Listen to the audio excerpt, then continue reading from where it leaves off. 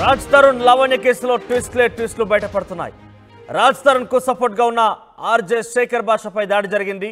ప్రస్తుతం ఆయన ఒక ప్రైవేట్ ఆసుపత్రిలో ట్రీట్మెంట్ తీసుకుంటున్నారు. అయితే శేఖర్ భాష రాజ్ తరుణ్ కి లావణ్య నుంచి ప్రాణహాని ఉందంటున్నారు రాజ్ తరుణ్ తరపున లాయర్ మధు శర్మ. భద్రత కల్పించాలని ఇప్పటికే పోలీసులను కోరాము. నిన్ననే నేను శేఖర్ భాష నుంచి ప్రాణహాని ఉందని చెప్పి పోలీసులకు లావణ్య కూడా ఫిర్యాదు చేసింది. ఇక పెద్ద ఎత్తున పరస్పరంగా ఒకరిపై ఒకరు ఫిర్యాదులు చేసుకుంటున్నారు. ఇక రాజ్ తరుణ్ తరపున న్యాయవాది మధు శర్మ ఇప్పటికే రాజ్ తరుణ్కి శేఖర్ భాషకి ఇద్దరికి కూడా లావణ్య నుంచి ప్రాణహాని ఉందంటూ ఫిర్యాదు చేశారు.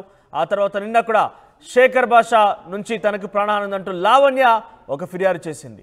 ఇక నాకేం జరిగినా శేఖర్ భాషదే బాధ్యత అంటూ లావణ్య ఫిర్యాదు చేసింది. ప్రస్తుతం మనం చూస్తున్నాం శేఖర్ భాష ఒక ప్రైవేట్ ఆసుపత్రిలో చికిత్స పొందుతున్న విజువల్స్ చూస్తున్నాం.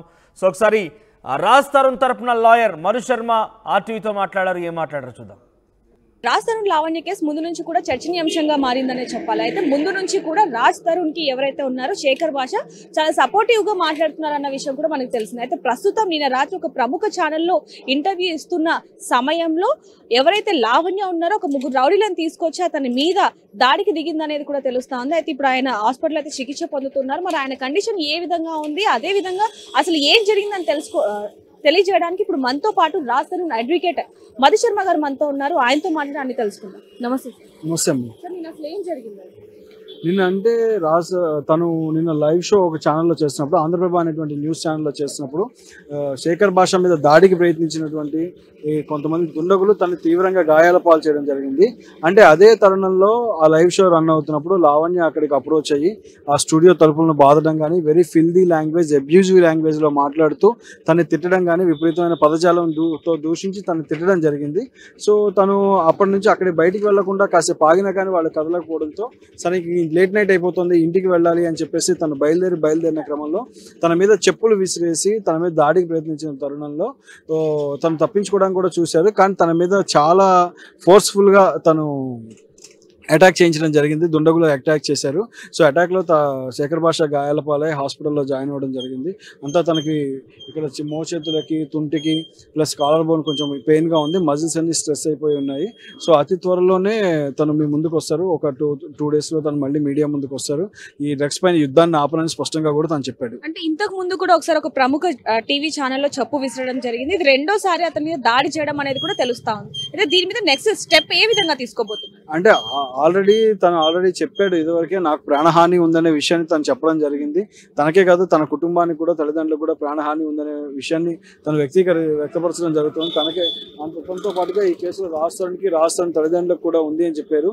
అంటే ఈ డ్రగ్స్ మాఫియాని ఎండకడుతున్న తరుణంలో తన ప్రాణహాని పూర్తి స్థాయిలో ఉండి తన ప్రాణాలు కోల్పోయే పరిస్థితి కూడా ఉందని ఈ దాడి ఒక ఉదంతం, పూర్తిగా ఒక ఉదంతం. ఎందుకంటే తను చెప్తున్న మాట విట్నెసెస్ని ఇవాళ పూర్తి స్థాయిలో తీసుకొచ్చి మనం ప్రొడ్యూస్ చేస్తున్నాం, సాక్ష్యాధారాలను సేకరించాం, ఈ స్థాయిలో పోరాటం సాగుతుంది. ఇది ఎక్కడ ప్రూవ్ అవుతుందన్న భయంతో మాత్రమే నా మీద దాడులు జరుగుతున్నాయి. సో పోలీస్ వారికి నేను పూర్తిగా సహకరిస్తాను. డ్రగ్స్ విషయంలో ఎవరెవరు ఎలా బాధితులు అవుతున్నారు, ఆడపిల్లలు ఎలా బలైపోయారు ఈ డ్రగ్స్ కేసులో అనే విషయాన్ని నేను పోలీస్ వారికి సహకరించి చూపిస్తానని చెప్పి ఆయన స్పష్టంగా చెప్తున్నాడు. ఆ తరుణంలోనే ఆయన మీద ఈ దాడి జరగడం జరిగింది.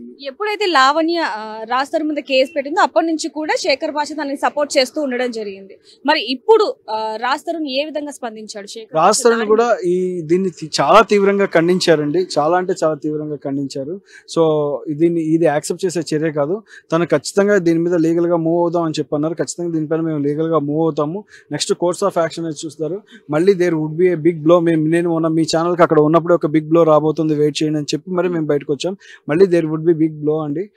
చూద్దాం ఏం జరుగుతుందో. అంటే ముందు నుంచి కూడా చూసుకుంటే ఇది లావణ్య రాజ్ తరుణ్ కేసు అనే దానికంటే డ్రగ్స్ కేసు అనేది ఇప్పుడు అనొచ్చు అంటారు. ఎందుకంటే లావణ్య ఏ విధంగా అయితే రాజ్ తరుణ్ నాకు కావాలి అని ఒకప్పుడు కేసు పెట్టింది, ఇప్పుడు వద్దు అనే దాని మీద కూడా నడుస్తా ఉంది. అయితే ఇప్పుడు డ్రగ్స్ కేసు మీద నడుస్తా ఉంది కాబట్టి ఈ విధంగా దాడికి దిగింది అనేది ఇప్పుడు మీరు చెప్పడం జరుగుతుంది. మరి రేపు పొద్దున్న రాజ్ తరుణ్ కి, అలాగే ఇప్పుడు ఎవరైతే ప్రీతి చరణ్ ఉన్నారో వీళ్ళ మీద కూడా దాడి జరిగే అవకాశం ఉంది అంటారు. ఖచ్చితంగా ఇప్పుడు ఎవరైతే ఇవాళ సాక్ష్యాలు ఇస్తామని ముందుకు వచ్చారో వాళ్ళు భయపడటానికే కదా ఇవాళ శేఖర్ భాష మీద దాడులు జరిగినాయి. అంటే సాక్ష్యాలని భయపెట్టి విట్నెసెస్గా ఎవరైతే వస్తున్నారో వాళ్ళందరినీ భయభ్రాంతులకు గురిచేసి వాళ్ళు కనుక ముందుకు రాకపోతే ఇంకా వాళ్ళ ఇష్టం, వాళ్ళు ఎంత కావాలంటే అంత చేసుకోవచ్చు. ఈ డ్రగ్స్ మాఫియా వెనకాల ఉన్న వాళ్ళందరూ వాళ్ళకి కావాల్సింది వాళ్ళు చేసుకోవచ్చు. కేవలం ఇది ఏంటంటే భయపెట్టో భయభ్రాంతులకు గురి చేసో ఆపుదామని చూస్తున్నారు.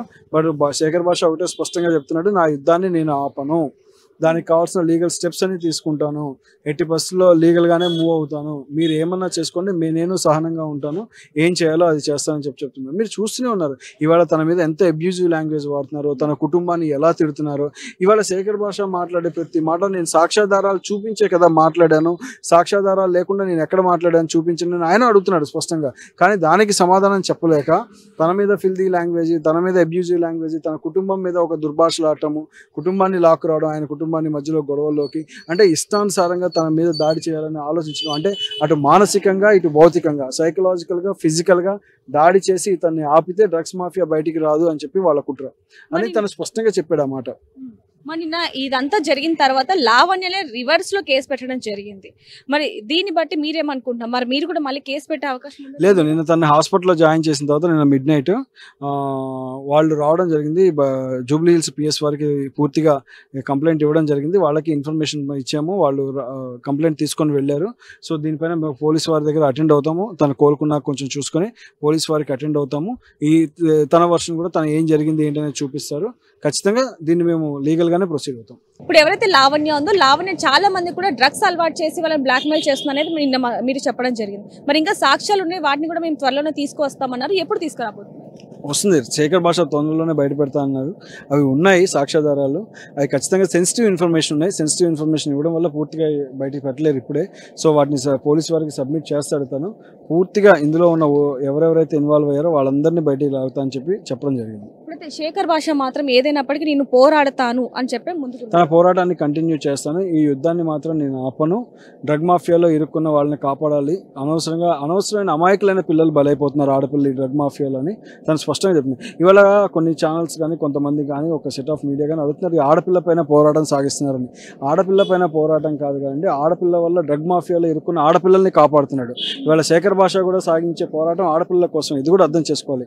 ఎలా అమాయకులైన ఆడపిల్లలు ఇరుక్కొని వాళ్ళు బెదిరింపులకు గురవుతున్నారు, వాళ్ళ జీవితాలను ఎలా ఈ దుర్మార్గులు నాశనం చేస్తున్నారు అనేది తను స్పష్టంగా చెప్తున్నాడు. తన వర్షన్గా తను చూపిస్తున్నాడు. అంటే తను కూడా చేసేది ఆడపిల్లల కోసం అనేది అర్థం చేసుకోవాలి. అది అది అది అది దాచిపెడతామంటే మాత్రం అది దాగని నిజం కదా, అదే తన వర్షన్ కూడా.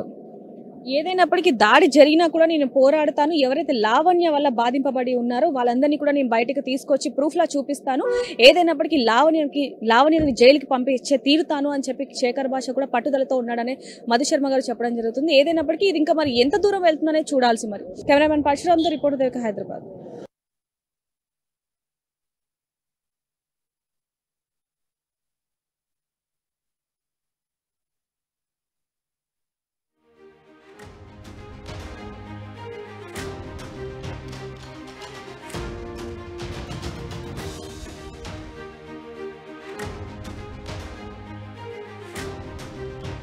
ప్రస్తుతానికైతే ఒక ప్రైవేట్ హాస్పిటల్లో శేఖర్ భాష చికిత్స పొందుతున్నాడు. తన తరపున న్యాయవాది మధుశర్మ కూడా చాలా పట్టుదలతో ఉన్నాడు. ఏ రకంగా కూడా పూర్తి స్థాయి ఆధారాలు ఉన్నాయి. త్వరలోనే శేఖర్ భాష కోలుకున్నాక పోలీసులకు సమర్పిస్తాము, లావణ్యని జైలుకు పంపించడమే ముఖ్య లక్ష్యంగా చెప్తున్నారు. ఒకసారి లావణ్య కూడా శేఖర్ భాషపై ఫిర్యాదు చేసింది. శేఖర్ భాష నుంచి తనకు ప్రాణహాని ఉంది, శేఖర్ భాష తనపై దాడి చేసినట్టు కూడా కంప్లైంట్ చేసింది. ఒకసారి లావణ్య వర్షన్ విందాం మనం.